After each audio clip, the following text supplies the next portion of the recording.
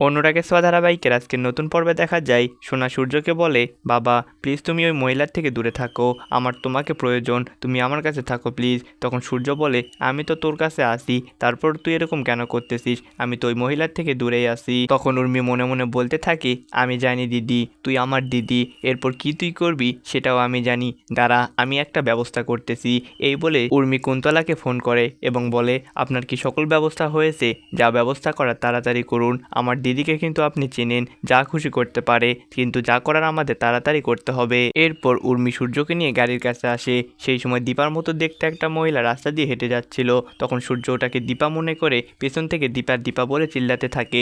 এটি দেখে সবাই অবাক হয়ে যায়। এরপর সূর্য যখন গিয়ে দেখে ওইটা দীপা না, সেই মহিলাকে বলে, সরি সরি, আমারই ভুল হয়েছে, আমি চিনতে ভুল করছি। এই বলে সেই মহিলাকে চলে যেতে বলে। এরপর দাদাই বলে, কি করছো কি তুমি, যাকে তাকে তুমি দীপা দীপা বলতেছো, এসব রাস্তাঘাটে করো না, মানুষে খারাপ বলবে। তখন উর্মি মনে মনে বলতে থাকে, সূর্যর কিছুই মনে নেই, তারপরও তোর কথাই কেন বলে যাচ্ছে দিদি, তুই এমন কি করেছিস? এটিই দেখতে পাবো অনুরাগের ছোঁয়া ধারাবাহিকের নতুন পর্বে।